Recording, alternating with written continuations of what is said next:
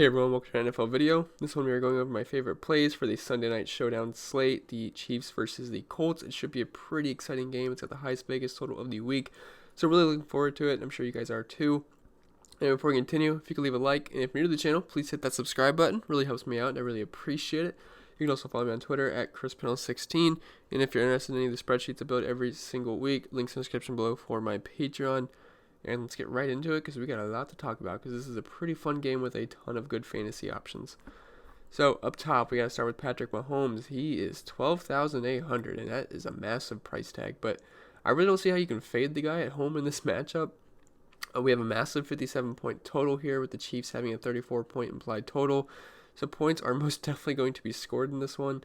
The dude's been absolutely insane this season. He's averaging 377 yards per game. He's got 120 quarterback rating, and he doesn't have an interception yet on the season. He's coming off a start where he didn't throw a touchdown versus Detroit, but it's hard to see that ever happening again. The Colts D is also banged up as they are missing their two starting safeties. I'm not sure how you pronounce this, Gather, and Malik Hooker, and also missing Darius Leonard and Tyquan Lewis as well. Chiefs should roll here at Arrowhead, and I typically don't captain QBs in showdown slates, but I might make an exception here. The most likely scenario is that he balls out and scores the most points, which means chances are he should be in our captain spot. And yes, I know it breaks the bank as it only gives us about 6.1k to work with if we put him in the captain spot because he's 19.2 thousand if you want to roster him as a captain. And I know a couple weeks ago we played Devontae Adams in the captain spot and he was about 16,000. That seems like a lot. I mean, this guy's 19.2k, so it's going to be tough, but I think it's the way to go. And there's actually a really nice value guy I like this week who's in the 1,000 range. And if we plug him in, that gives us gets us back up to about 7,400 for each position, which is easily doable. So I am actually liking Patrick Mahomes in the captain spot. It's going to be pretty popular, but I do think it's worth it. I mean, the guy's just incredible, and he's going to ball out in this game, so definitely like Patrick Mahomes. The next guy we're going to talk about, Travis KELCE at 10,000. He's 2,800 cheaper than Mahomes, and you can make a case for him in the captain spot as well. Basically, I see Mahomes and KELCE as are locks on the slate, and KELCE has yet to go absolutely nuts this year, although he did have a pretty good game versus Oakland where he did get into the end zone. But other than that, he does not have a touchdown, which is it's kind of weird. I mean, KELCE is a big touchdown guy, but I think that changes this week versus Indianapolis. They're allowing the third most points per game to tight ends and are missing both their starting safeties and their linebacker, Darius Leonard. And all of those guys would be in contention for guarding KELCE in the first place. So it's really hard to imagine a scenario where KELCE doesn't eat here in this matchup.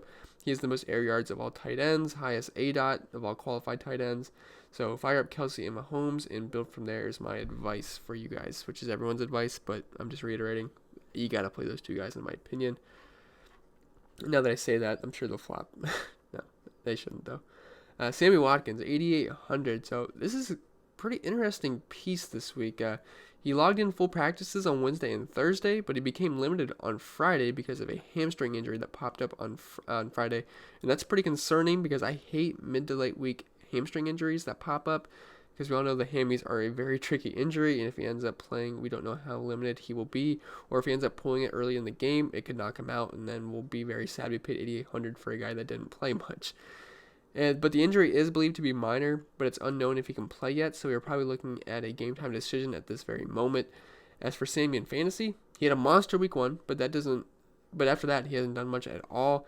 His target share by week has gone from 32% to 30% to 22%, in the last week 14%, and that information I got from Graham Barfield on Twitter. He isn't really trending in the right direction, and he comes in pretty pricey.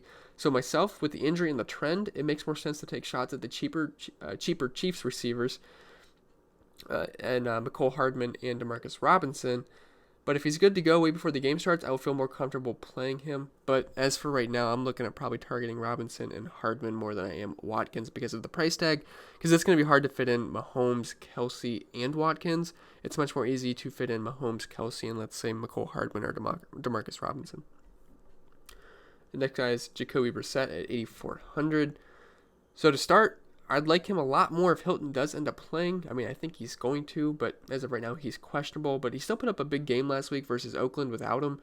And he's actually been pretty solid this season. He scored 16 points week 1, 18 week 2, 23 week 3, and 23 week 4. He's relatively low price for being a quarterback on a showdown slate. Usually these guys are a little bit more expensive, so 8,400, there is some value there. He does get a fantastic matchup versus Kansas City, who are allowing the 10th most points per game to quarterbacks, and just continue their struggles on defense like they did last year, although it's a little bit better in the past game than it was last season. I can't really imagine Indianapolis gets in a position where they can just run the ball, so they should be throwing a ton in this game. So that would make JACOBY Brissett definitely in play at 8,400. And if Hilton does end up playing, Brissett's a pretty good, I say value, but I mean, he's really not a value, but for being a quarterback at 8,400, he's got over 20-point upside, so don't hate that at all. Then T.Y. Hilton at 8K. So he's really the big question mark of this game. So is he going to play? Is he not? I have no idea, but he did get in practice this Thursday and Friday, which is a positive sign for his availability. If I had to bet, I absolutely had to, I would say he does play because of the practices he got in. And the Chiefs have actually been better versus receivers in general this season as their 9th DVOA, but they have given up some really good games to the opposing team's wide receiver ones this season. And obviously Hilton is wide receiver 1 of this team.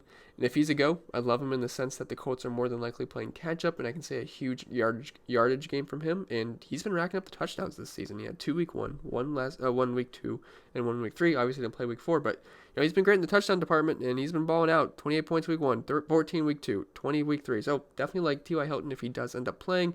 And at 8K, honestly, I don't hate the price tag there either. So definitely like T.Y. Hilton as long as he is in the game and good to go with no limitations. Shady McCoy at 7,400. He's actually been pretty solid this season. He has points of 10, 5, 23, 16. But the problem is Damien Williams is expected to play, which will make this more of a committee than it usually, well, not usually, well, I guess the past couple weeks. But yeah, it will be a pretty much two-man committee with Darrell Williams, the other Williams getting work as well. So I expect Shady to handle the early down work with Damien more involved in the passing game with the other Williams being in the mix as well, which makes it a tricky situation.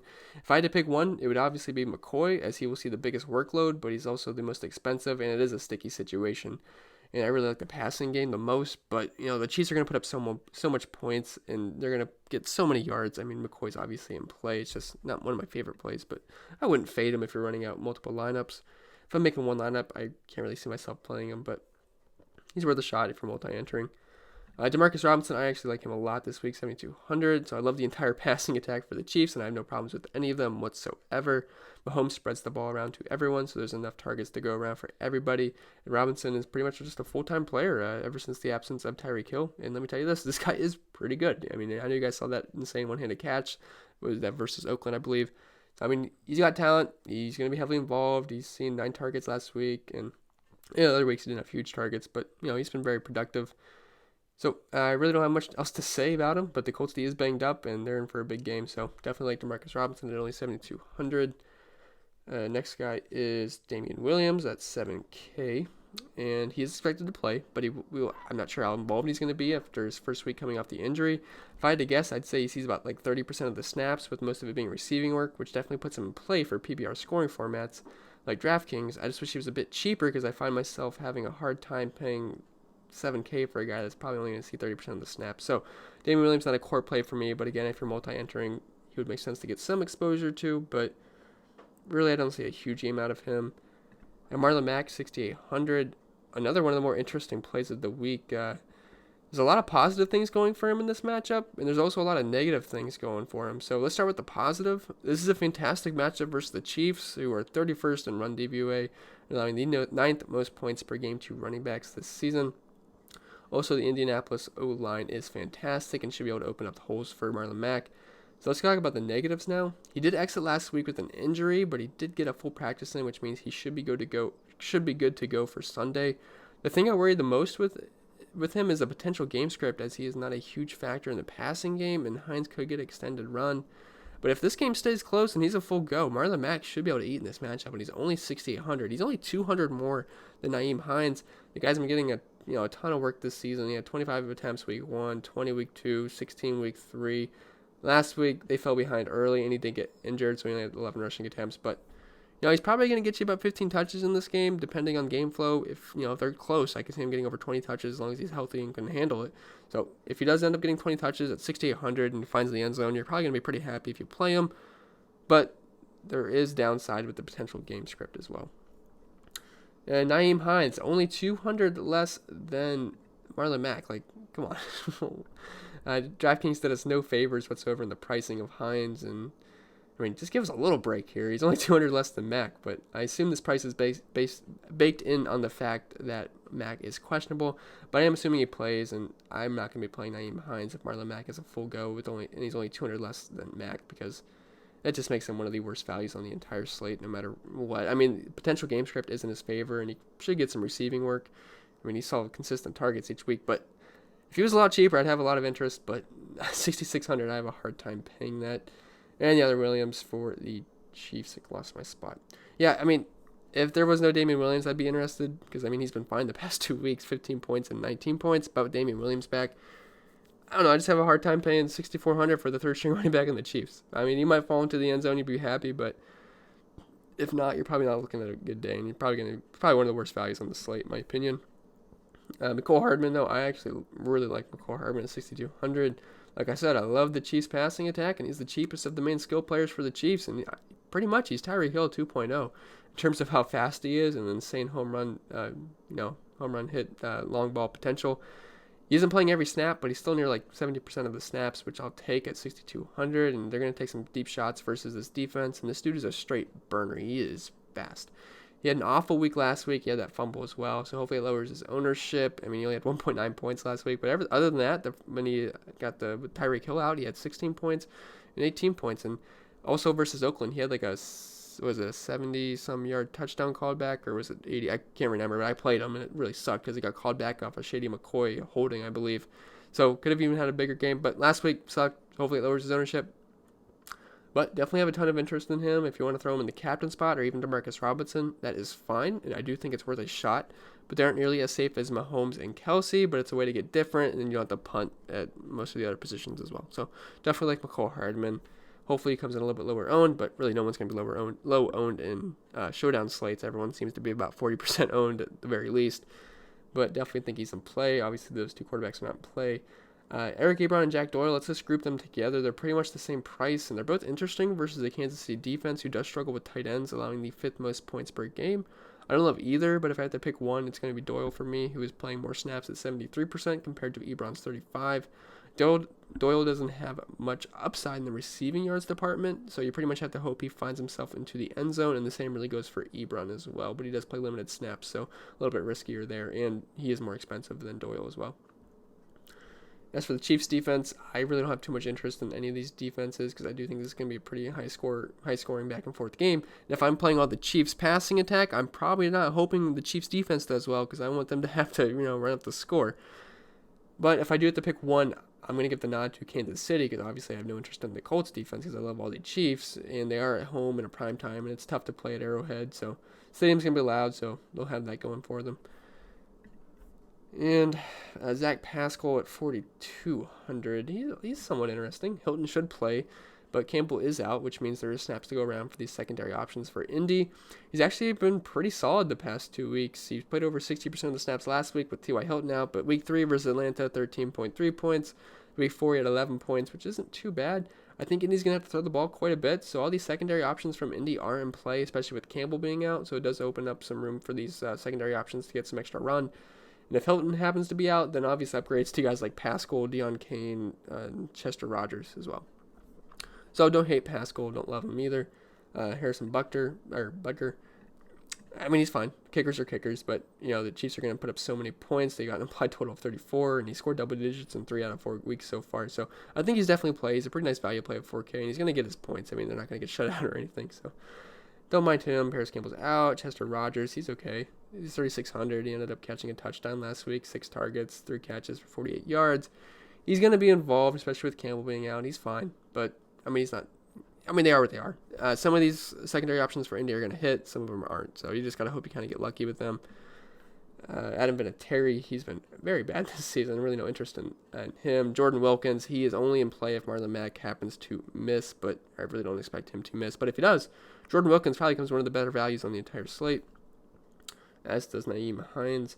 Colts defense, absolutely not. Thompson, no thank you. DEON CAIN, I actually do have interest in at 1,200. Now, I know the guy has been absolute trash this season, And he's the 1K guy I was talking about earlier. He does open up a lot for your lineups if you do end up playing him. He's actually going to be decently involved as well. Now, I don't like him a lot or anything, so don't make it think don't make it sound like I think he's a core player or anything, but I think he's worth a shot. He's going to be on the field, and he lets me fit in MAHOMES and KELCE if necessary in the captain spot. And if he can just catch a couple balls, which I know he has had problems with doing that this season. He had 5 targets last week. That was without T.Y. Hilton, but he did play He did run the most routes or snaps out of all the receivers last week. So that's an encouraging sign, of course. Had 3 targets week 3 versus Atlanta, 1 target versus Tennessee, 2 targets versus the Chargers. Just do something for us at 1,200. If he can get you 2 or 3 points, you're not happy, but you're not too mad at 1,200, and he allows you to fit on all the big dogs. So hopefully those guys go off. It won't hurt you too much. So I think that's pretty much going to be all the guys I want to talk about. I mean, everyone else really doesn't play enough of a role for me to be interested in. Mo Alley Cox is huge, but that's about it. Pringle's got a fun name. That's pretty much about it. You might see a target, and if he gets a random touchdown at 200, yeah, that's fine, but you're only playing him for name value there at Pringle because it's fun to play a guy named Pringle. Other than that, no real interest dueling. Yeah, that's pretty much going to be about it. So let's say we plug in Patrick Mahomes in the captain spot. I've not made lineups yet. I played around, but so let's go. See, we got 5,200 left. It's going to be tough. We can plug in the kicker, BUTKER, who I think is pretty safe. Get HARDMAN in there. That leaves us with 5,300 left, which isn't terrible. So if we're just playing around, say we throw in a guy like PASCAL, I don't know where that leaves us. That's like 6,400. Not really too interested in any of those guys. Maybe we take a shot at Chester Rogers. That leaves us 7K, which does not get us to Marcus Robinson, which I was hoping it would. Maybe we can throw in DEON, which leaves us 9,400, which is actually a ton, and I don't really know who's about 9,400. I guess you could throw in Sammy WATKINS, which, again, he's got the injury. You could throw in a guy like JACOBY BRISSETT, who, it'd be nice to get both quarterbacks in this game. Maybe you can upgrade the kicker to someone like Eric Ebron or Jack Doyle, which I don't love. But anyway, that's just kind of somewhere I'm, playing with. I really like MAHOMES or KELCE in the captain spot, but if you want to throw in a guy like HARDMAN and hope he gets that big home run play, if I can find him, he's 9,300. And then say you want to plug in MAHOMES and KELCE, that's going to leave you at 5,900 per person, which honestly isn't too bad. You want to throw in DeMarcus Robinson, maybe get some BUTKER action in there. That leaves you 6,700. You can throw in HINES, hope MACK doesn't play or just is limited, or the Colts fall behind a ton and he's really heavily involved in the passing game. That's fine too, but I'm just making these on the fly. I don't think I put a lot of thought into these. I'm just playing around right now. So anyway, that's going to be it for the video. I hope it was helpful for you guys. If it was, leave a like. And if you're new to the channel, please hit that subscribe button. It really helps me out, and I really appreciate it. Follow me on Twitter at ChrisPinell16, and I'll see you guys in the next video. I'm feeling better. I can actually breathe through my nose right now. My voice sounds a little bit, still that's not completely there, but it's a lot better than I think it was yesterday. So, see you guys in the next video, and I wish you guys the best of luck on the Sunday main slate. And if you haven't checked out my core plays video or my lineup building video, check those out, and wish you guys the best of luck.